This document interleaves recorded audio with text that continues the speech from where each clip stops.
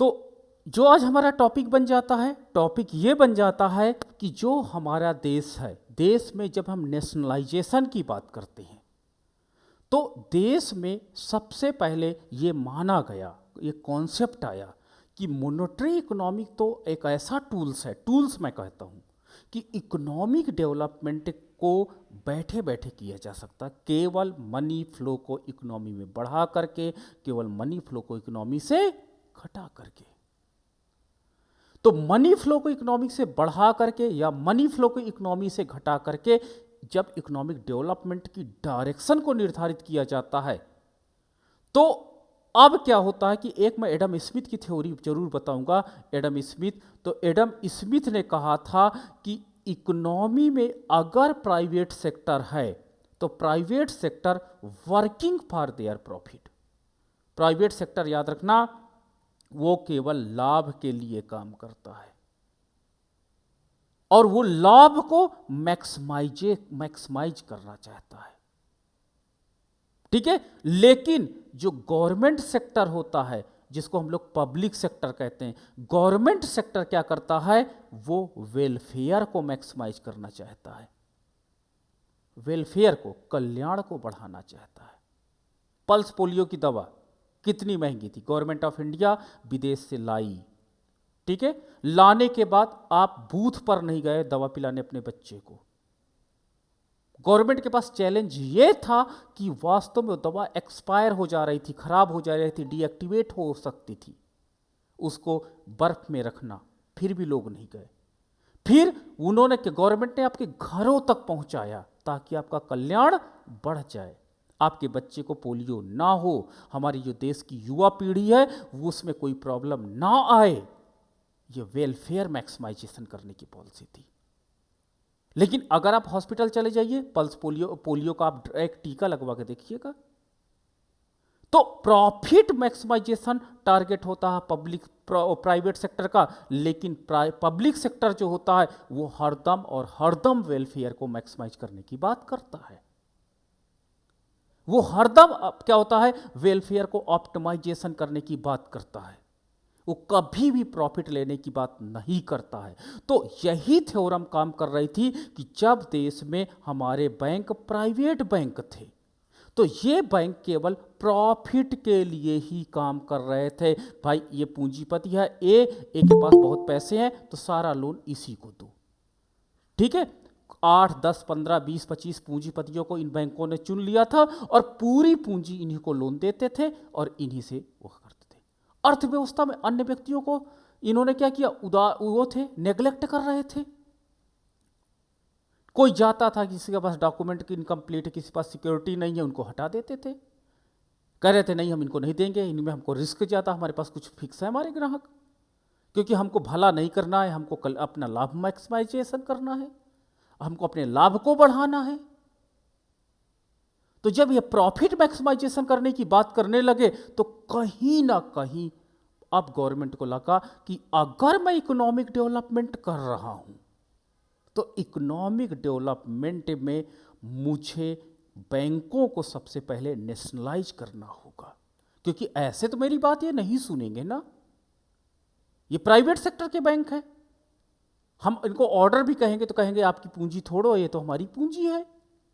तो सबसे पहले जब भारत स्वतंत्र हुआ तो भारत स्वतंत्र होने के बाद सबसे पहले आरबीआई पर गवर्नमेंट ने नजर गड़ाई कि क्यों ना रिजर्व बैंक ऑफ इंडिया का नेशनलाइजेशन किया जाए, नेशनलाइज किया जाए। फिर उसके बाद उन्होंने, अब इनको लगा कि रिजर्व बैंक ऑफ इंडिया को तो हमने 1949 में नेशनलाइज कर दिया, राष्ट्रीयकरण कर दिया है, लेकिन आरबीआई तो डायरेक्ट पब्लिक से जुड़ा नहीं है, पब्लिक से तो ये बहुत दूर है।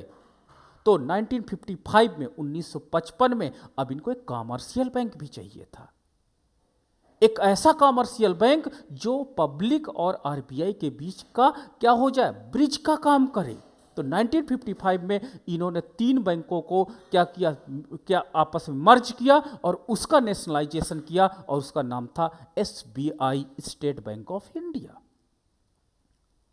लेकिन एसबीआई पूरी देश की पॉपुलेशन को थामने में शायद उतना सक्षम नहीं था जितनी हमने एक्सपेक्टेशंस की थी।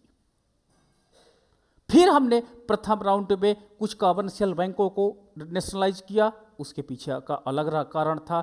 फिर दूसरे राउंड में 6-7 बैंकों को फिर हमने नेशनलाइजेशन किया, उनको के पीछे भी कारण बहुत ज़्यादा थे। तो आइए इन्हीं कारणों को हम लोग क्रमबद्ध रूप से देखते हैं कि भारत में जो कमर्शियल बैंक्स हैं इनको नेशनलाइज करने की ज़रूरत क्यों पड़ी।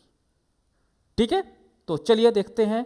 तो सबसे पहले है वाणिज्यिक बैंकों का राष्ट्रीयकरण। तो सबसे पहले हमारे पास बात आती है कि 1949 से पहले भारत में वाणिज्यिक बैंकों का स्वामित्व, नियंत्रण और प्रबंधन, ध्यान से देखना 3 टर्मिनोलॉजी यूज होती है कि उसका ओनर कौन है। ठीक है, ओनर, कंट्रोलिंग पावर किससे है, रेगुलेशन पावर किससे, पूरी तरह से निजी उद्यमियों पर और शेयर धारकों द्वारा किया जाता था।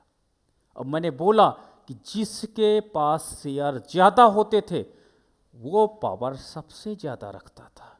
किसकी, स्वामित्व का, किसका, कंट्रोल का, किसका, रेगुलेशन का, मैनेजमेंट का।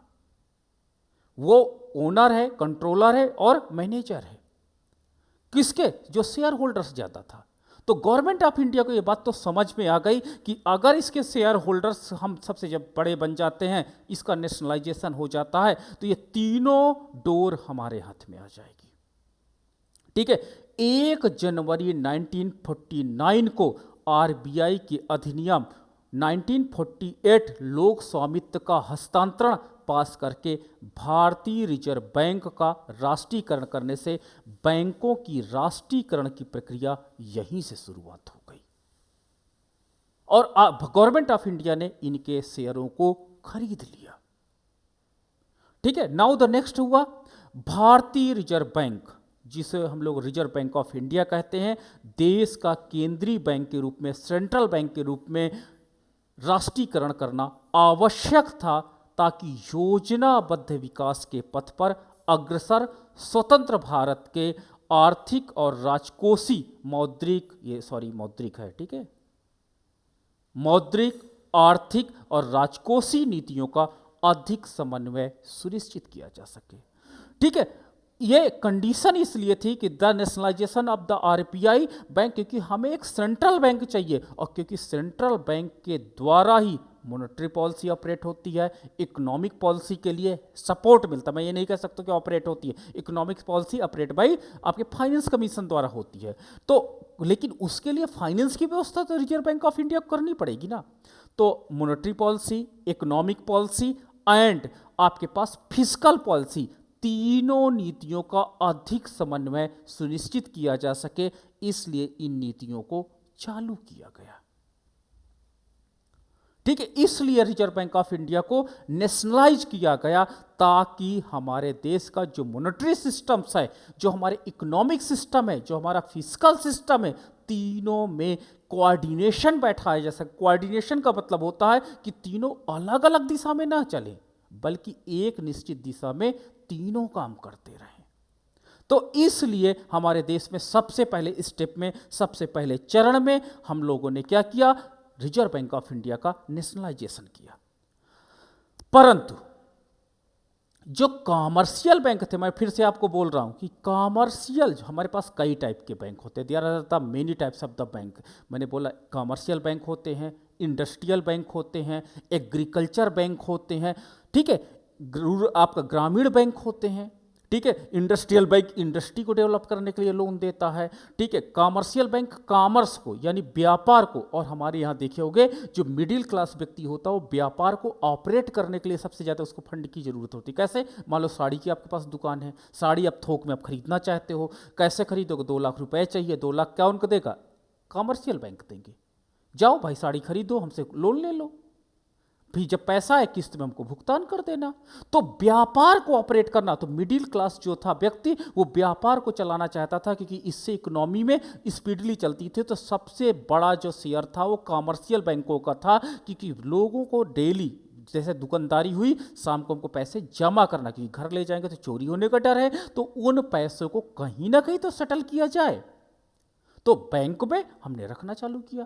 तो एक प्रकार से जो कॉमर्शियल बैंक था वो इकोनॉमी में सबसे ज़्यादा इकोनॉमिक एक्टिविटी में पार्टिसिपेट कर रहा था, इंडस्ट्रियल बैंक इंडस्ट्री लगाने के लिए दिया जाता है, जिसमें आप बड़ी बड़ी पूंजी को ला सकते हो, ठीक, मशीनों को खरीदा जाता है। एग्रीकल्चर बैंक जो होते हैं वो एग्रीकल्चर सेक्टर की एक्टिविटी को प्रमोट करने के लिए, जैसे खाद खरीदने के लिए, आपके सिंचाई करने के लिए, ट्यूबवेल बनाने के लिए, इस तरह के लोन प्रोवाइड करते हैं। रूरल डेवलपमेंट में मैंने आपको बताया कि रूरल डेवलपमेंट में मुर्गी पालन ये होता है। तो मैं ये नहीं कह सकता हूँ कि क्या SBI, क्या PNB रूरल डेवलपमेंट का काम नहीं कर सकता, कर सकता है, बट इसका जो कोर सेक्टर है, ये मेन काम जो है कॉमर्शियल बैंकों का, कॉमर्स को प्रमोट करना है, ठीक है।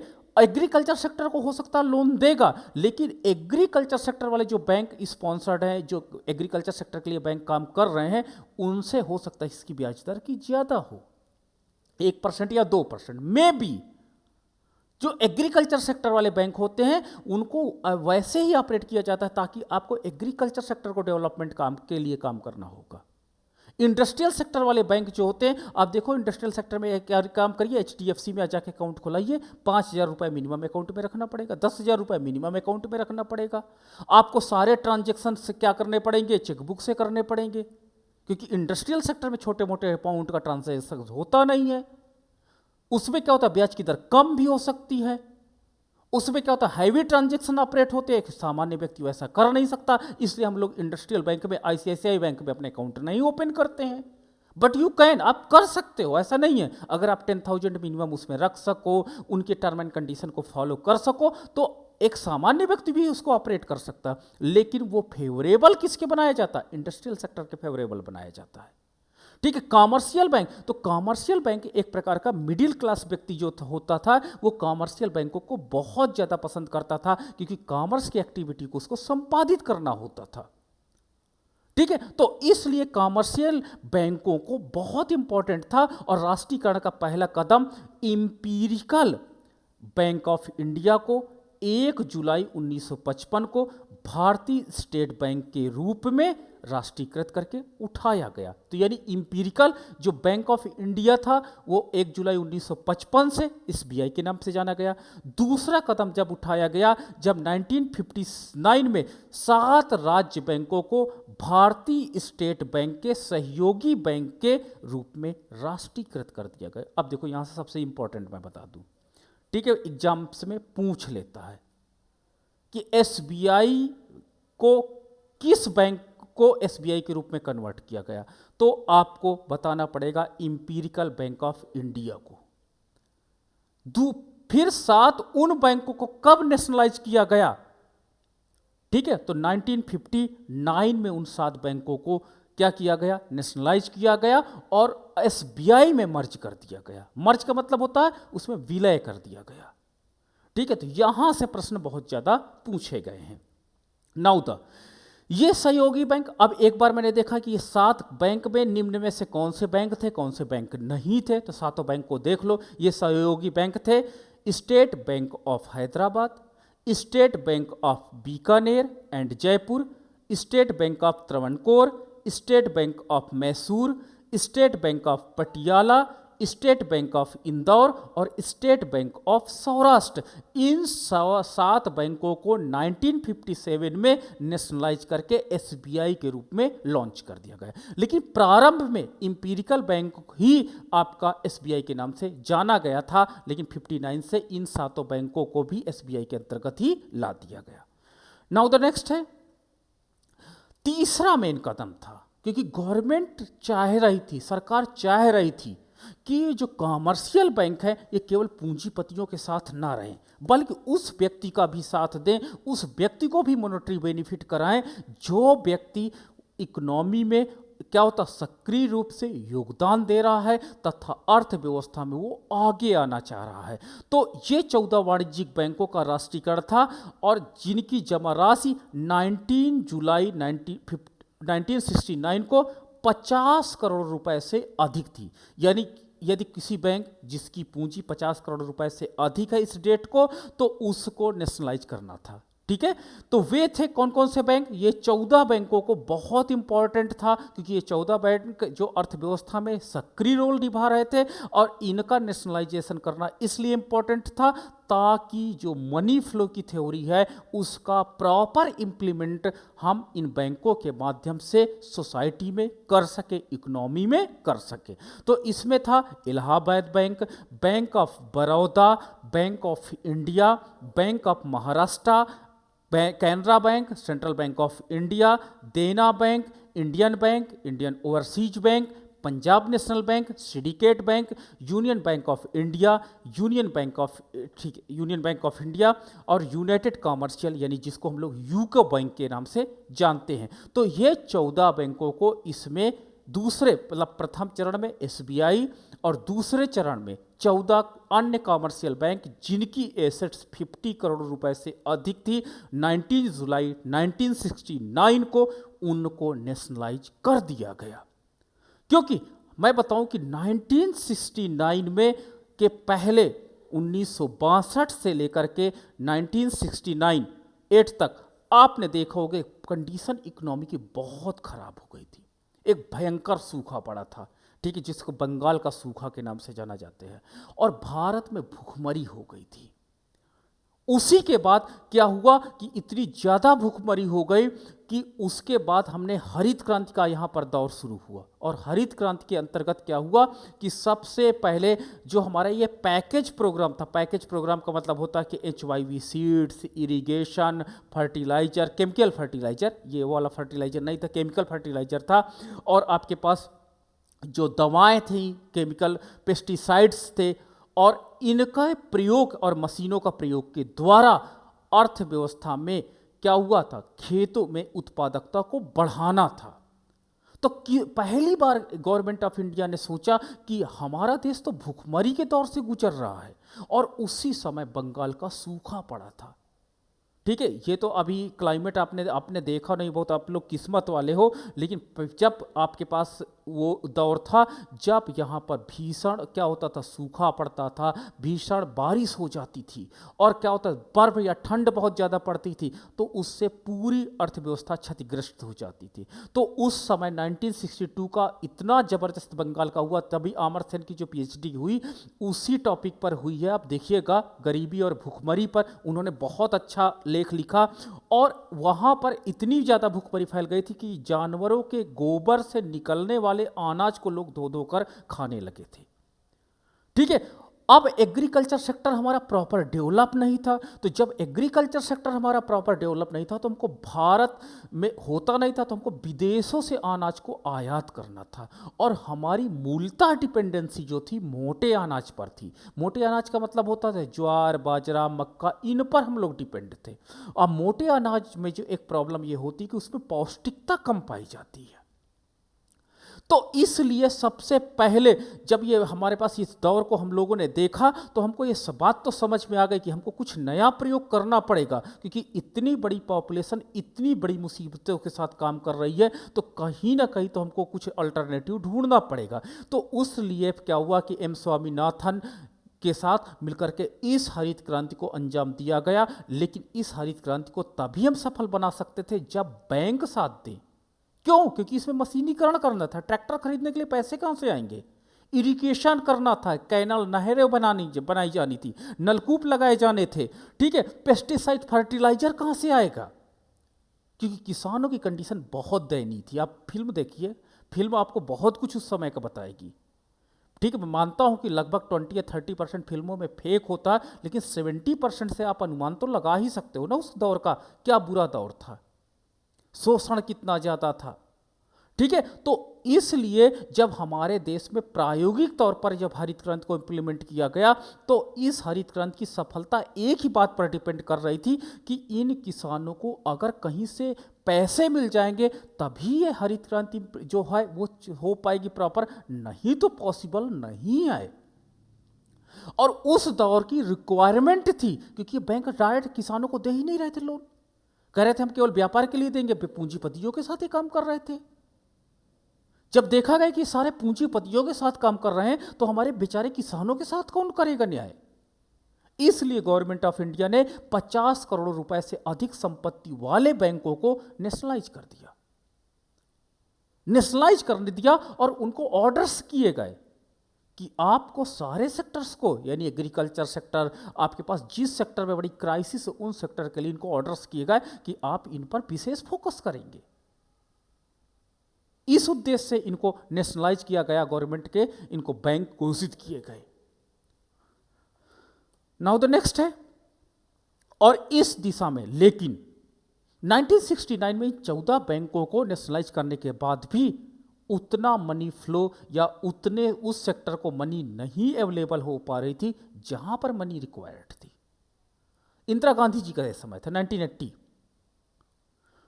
उस समय बहुत तेज थी, उनको ये बात तो समझ में आ गई थी वो प्रधानमंत्री जी को कि हमारे देश में अगर देश का विकास करना है तो हमको प्राइमरी सेक्टर को लेकर के चलना होगा।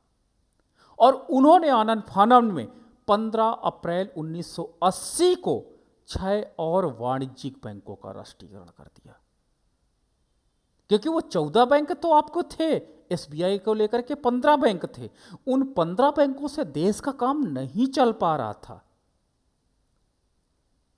बाद में इन बैंकों ने रिपोर्ट लगाना चालू कर दिया। पता क्या लगाया कि नहीं, किसानों को हम जो लोन देते हैं वो पैसा डूब जा रहा, बताइए हम क्या करें, बड़ा परेशान हो गए। 1982 में एक और कदम उठाया गया तुरंत, वो मतलब बताया हमारे देश की प्रधानमंत्री इतनी सशक्त थी, 1982 में नाबार्ड की स्थापना कर दी है कि लीजिए हम एक काम करते हैं, national agriculture bank for rural development है, एक आरबीआई की तरह हम नया एग्रीकल्चर सेक्टर का बैंक ही दे रहे हैं आपको, डायरेक्ट ये यहां से जोड़ा जाएगा। नाबार्ड को जोड़ा गया उसमें, और नाबार्ड को जब लाया गया तो इनकी स्थितियां काफी संभल गई। तो परिस्थितियां हमारी काफी डामाडोल थी। जो 14 नेशनलाइज बैंक थे वो देश की अर्थव्यवस्था की रिक्वायर्ड मनी को सप्लाई नहीं कर पा रहे थे। ठीक है, परिणाम स्वरूप हमको, क्योंकि अन्य प्राइवेट बैंक हमारी बातों को उतना ज्यादा गंभीरता से नहीं ले पा रहा था। मैंने क्या बोला था, आरबीआई को जब पढ़ाया था तो मैंने एक ही बोला था, एक नैतिक मूल्य भी वहां पढ़ाया था। हमको देश को के विकास करना, हमको छात्रों को देखना, हमको क्या कहता फार्मर्स को देखना, हमको व्यापारियों को भी देखना है। तो कुछ लोग केवल व्यापारियों पे फोकस कर रहे थे और किसानों वाला लोन को दबा के बैठ गए कि एक काम करते हम देंगे ही नहीं। ठीक, किसानों की इतनी बुरी कंडीशन थी उस समय कि वो लोग लोन रीपे नहीं कर पा रहे थे। हम एक्सेप्ट करते हैं, वो रिक्वेस्ट करते थे गवर्नमेंट से। आज भी आप देखे होंगे कितना रिक्वेस्ट करते हैं किसान कि भैया हमारे पास पैसे नहीं है कि हम लोन लौटा पाएं, प्लीज इसको एग्जेम्प्ट कर दीजिए, इसको माफ कर दीजिए। तो वहां पर भी उस समय तो कंडीशन और खराब थी। तो 15 अप्रैल 1980 को 6 और वाणिज्यिक बैंकों का नेशनलाइजेशन किया गया, और ये बैंक थे Andhra bank corporation bank, new bank of India, oriental bank of commerce, Punjab and Sindh bank, Vijaya bank का राष्ट्रीयकरण इनके समय प्रत्येक बैंक की जमा राशि 200 करोड़ रुपए से अधिक की थी। ठीक है, तो 200 करोड़ रुपए के, यानी जो आपके पास दूसरे चरण में बैंकों का नेशनलाइजेशन हुआ, उस चरण में इन बैंकों की जो कैपिटल थी वो 200 करोड़ वाली कैपिटल वाले बैंकों को इसमें कवर किया गया। ठीक है, जबकि 14 बैंकों के राष्ट्रीयकरण के समय उनमें से प्रत्येक बैंक की जो जमा राशि थी वो 50 करोड़ रुपए से कम थी, फिर भी नेशनलाइजेशन में उनको लाया गया। अब मई 1994 में 27 राष्ट्रीयकृत बैंक थे जो हमारे देश में थे, यानी गवर्नमेंट के 27 बैंक थे, क्योंकि न्यू बैंक ऑफ इंडिया को 1993 में पंजाब नेशनल बैंक में विलीन कर दिया गया, मर्ज कर दिया गया। हम आगे भारत में वाणिज्यिक बैंकों के राष्ट्रीयकरण के औचित्य पर बात करने जा रहे हैं, उद्देश्य पर बात करने जा रहे हैं कि जो हम नेशनलाइजेशन करने जा रहे हैं बैंकों का, कि आखिर ये क्यों हमने इनको काम किए। ठीक है, मैंने कहानी आपको बैकग्राउंड की कहानी सारी बता भी दी। ठीक है, जब आपने इंडियन इकोनॉमी बहुत अच्छे से पढ़ा होगा तो पूरा आपको इंडियन इकोनॉमी का खाका 1951 से लेकर के आज तक का पूरा खाका जिसने एक बार पढ़ लिया होगा, सब कुछ उसको समझ में आ रहा होगा कि आखिर गवर्नमेंट को ये रिक्वायरमेंट क्यों पड़ती गई। एक बार आप सारे 5 ईयर प्लान्स को एक बार स्टडी करिएगा क्रमबद्ध रूप से। नहीं होगा तो मैं एक लेक्चर वीडियो दूंगा जिसमें मैंने सारे टॉपिक्स, इनमें सारी पंचवर्षीय योजनाओं का खाका उसमें मैंने खींचा है और बताया कि इस 5 ईयर प्लान में क्या क्या प्रॉब्लम्स आई थी गवर्नमेंट को, और उसके आधार पर जैसी परिस्थितियां थी इकोनॉमी की, उन परिस्थितियों के अनुरूप हमारे पास इकोनॉमिक में ऐसे एक्टिव कदम उठाए गए। जबकि आज का दौर आपने देखा होगा कि अब क्या हो जाता है कि अब अराष्ट्रीकरण की नीति चल रही है, फिर से प्राइवेट सेक्टर में बहाल करने की नीति चल रही है कि एक काम करो, गवर्नमेंट सेक्टर से, इनको गवर्नमेंट सेक्टर से हटा के इनको प्राइवेट सेक्टर कर दिया जाए। क्यों? क्योंकि अब हमको उतनी रिक्वायरमेंट नहीं है, क्योंकि सारे बैंक अब हमारी हेल्प कर रहे हैं देश में। लेकिन एक दौर हमारा था वो समय, ठीक है। तो औचित्य, उद्देश्य, उपलब्धियों और असफलताओं की हम चर्चा करेंगे। चूंकि वाणिज्यिक बैंकों का राष्ट्रीयकरण अब स्थापित सत्य है, इसलिए राष्ट्रीयकरण के विपक्ष में कोई तर्क देने की आवश्यकता नहीं थी कि राष्ट्रीयकरण करने से क्या होता है कि बहुत ज़्यादा प्रॉब्लम आ जाएगी, ठीक है। क्योंकि राष्ट्रीयकरण करने के परिणामस्वरूप अर्थव्यवस्था की दशा और दिशा दोनों बदल गई थी, क्योंकि गवर्नमेंट डायरेक्ट अपने कंट्रोल में चीज़ों को ले रहा था, और जब गवर्नमेंट डायरेक्ट कंट्रोल में अपनी चीज़ों को लेता है तो उससे नेशनलाइज करने का तरीका, उससे क्या होता, ऑर्डर देने का तरीका बदल गया। अब बैंक मनमानी नहीं कर सकते थे, अब उस सेक्टर को इग्नोर नहीं कर सकते थे जो सेक्टर हमारे लिए बहुत इंपॉर्टेंट था। और अब बैलेंस इकोनॉमिक ग्रोथ के मॉडल को हम सेलेक्ट कर सकते थे और अर्थव्यवस्था का चहुमुखी विकास भी कर सकते थे। तो वाणिज्यिक बैंकों के राष्ट्रीयकरण का औचित्य, justification for the nationalise of the commercial bank, कि क्यों हमने किया, तो इसको हम लोग सबसे देखते हैं। तो सबसे ज़्यादा, बहुत ज़्यादा कंट्रोवर्शियल रहा कि जो हमारे यहाँ जुलाई 1969 में 14 बड़े बैंकों के राष्ट्रीयकरण किए गए, तो ये सबसे ज़्यादा उस दौर का विवादास्पद मुद्दा रहा है, ठीक है। जबकि आज का सबसे बड़ा विवादास्पद मुद्दा क्या है कि गवर्नमेंट राष्ट्रीयकरण से प्राइवेटाइजेशन कर रही है। शायद सबसे बड़ा मुद्दा बन जाता ना, गवर्नमेंट ने इतने बैंक बेच दिए, गवर्नमेंट ने इतने कंपनियां बेच दिया, खूब न्यूज में देखते होगा, खूब आप लोग शेयर भी करते होंगे, ठीक है। लेकिन इसके बैकग्राउंड में क्या कहानी चलती है शायद वो आप नहीं समझ पाते हो, ठीक है। चलो देखते हैं।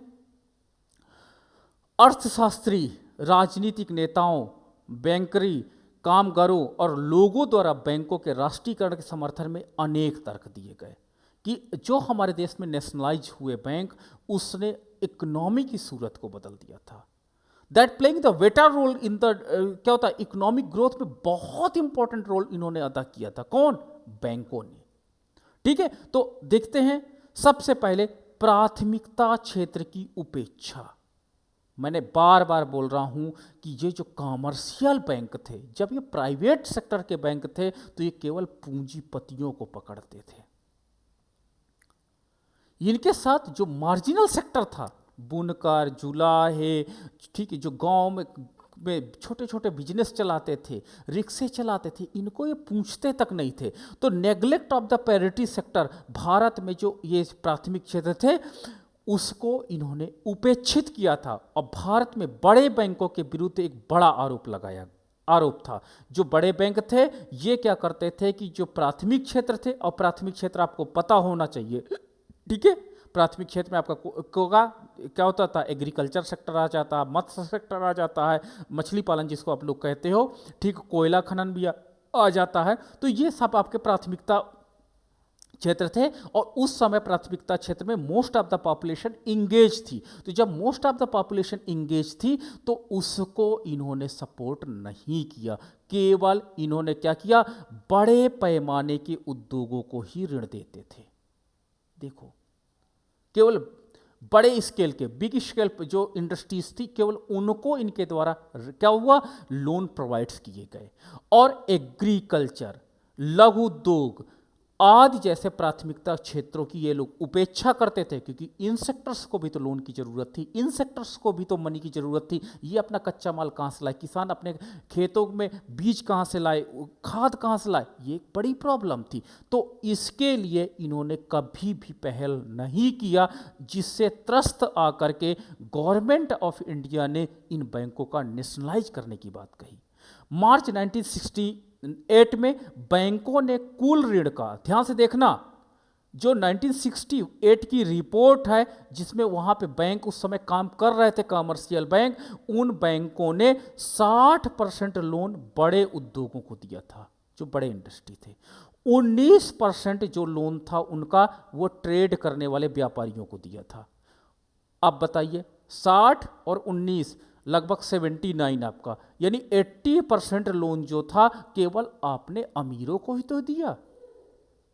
ठीक है, 20% लोन आपने जो जिसमें सबसे बड़ी पॉपुलेशन काम कर रही थी एग्रीकल्चर सेक्टर, उसको आपने 20% में लिया। और उसमें भी देखिए कुल बैंक ऋण में एग्रीकल्चर का हिस्सा 2.2%, जो आपके स्मॉल स्केल इंडस्ट्रीज थे उनका हिस्सा 6.7 थे। फुटकर व्यापारी जो परचून की दुकान खोले हैं उनका क्या होता आपका 2.6 से कम था। बड़े पैमाने पर प्रत्यक्ष बैंक ऋण देना बैंकों के राष्ट्रीयकरण के जरिए ही संभव था। अब देखिए कि जिस सेक्टर को हम डेवलपमेंट करने की बात कर रहे थे, जिसमें 90% पॉपुलेशन वर्क कर रही थी, उस सेक्टर को इन बैंकों ने मात्र 10 या 12% में समेट करके रख दिया था। अब इस कंडीशंस में गवर्नमेंट ऑफ इंडिया के पास क्या ऑप्शन था, क्योंकि ये बड़े उद्योगों पर फोकस कर रहे थे। और बड़े उद्योग आप देख सकते हो, ये बड़े उद्योग हैं जिस पर 80% इन्होंने अपना पूरा फंड लगाया था। और हमारे पास जिसमें हम लोग जीवित थे, यानी जो प्राइवेट सेक्टर था, उसमें इतना कम लोन दिया था। तो अब बताइए गवर्नमेंट के पास राष्ट्रीयकरण के अलावा कोई और तरीका था इन बैंकों से क्या होता फंड दिलाने के लिए? इसलिए गवर्नमेंट ऑफ इंडिया ने इनको नेशनलाइज किया। उस समय की मजबूरी थी, क्योंकि ये लोग लोन देने को तैयार नहीं थे। डेटा बहुत इंपॉर्टेंट है, नोट रखिएगा। ये डेटा एग्जाम्स में बहुत पूछा जाता है, इसलिए मैंने इनको अंडरलाइन किए हैं। योजना प्राथमिकताओं की उपेक्षा, नेग्लेक्ट्स ऑफ द प्लान प्रायोरिटीज। जो हम लोग प्लान बनाते थे क्योंकि ये बैंक हमारे नहीं होते थे, तो हमारे प्लान की धज्जियां उड़ा देते थे। आरोप यह था कि वाणिज्यिक बैंकों ने योजना प्राथमिकताओं की उपेक्षा की, कम महत्वपूर्ण क्षेत्रों में ऋण दिए। ठीक है, जिन सेक्टर्स में हम नहीं चाहते कि लोन जाए, उसी सेक्टर को लोन भर दिए उठा के। ठीक है, जिस सेक्टर में हम चाह रहे थे कि सेक्टर में ये लोग पैसा देते, उस सेक्टर में उन्होंने लोन दिया ही नहीं। ठीक है, राष्ट्रीयकरण से सरकार सक्षम हो गई, क्योंकि नेशनलाइजेशन के बाद गवर्नमेंट के पास पावर आ गई। और जब पावर आ गई गवर्नमेंट के पास, तो गवर्नमेंट ने क्या किया, अब इनको ऑर्डर दे सकते हैं कि प्राथमिकताओं के आधार पे हमने कहा कि एग्रीकल्चर सेक्टर को 60% लोन जाना चाहिए, तो आप 60% से नीचे नहीं आ सकते हो। और ये तभी संभव है जब हम बैंक का नेशनलाइजेशन करें, क्योंकि हम अपनी प्राथमिकताओं के अनुसार ऋण देने के लिए निर्देश तभी दे सकते हैं, हम आपको कमांड तभी दे सकते हैं जब आपका बैंक हमारा होगा। और वो कब हो सकता है? जब हम नेशनलाइज करेंगे। इसलिए गवर्नमेंट ऑफ इंडिया को नेशनलाइजेशन की जरूरत पड़ गई। तो हमारी जो प्लानिंग्स थी, उस प्लानिंग को ये नेग्लेक्ट कर रहे थे, और उस प्लानिंग को हमको इम्प्लीमेंट करना बहुत इंपॉर्टेंट था इकोनॉमी में। और उस प्लानिंग को इम्प्लीमेंट करने के लिए हमको ऐसा कदम उठाना पड़ा। नाउ है, नेक्स्ट है उच्च लाभ, ज्यादा लाभ। बैंकों पर यह आरोप था उस समय कि वो अत्यधिक लाभ कमाते थे। क्यों? क्योंकि पूंजीपतियों को लोन देते थे तो पूंजीपति ज्यादा ब्याज देते थे। किसानों को लोन दोगे तो किसान हो सकते हैं बेचारे ब्याज कम दे पाए, और दूसरी तरफ कभी कभी लोन भी नहीं चुका पाते थे। तो ये लाभ उनके द्वारा निवेशित पूंजी के अनुपात से कहीं अधिक था, यानी जितनी वो पूंजी लोन में देते थे उससे कहीं अधिक लाभ अर्न कर लेते थे।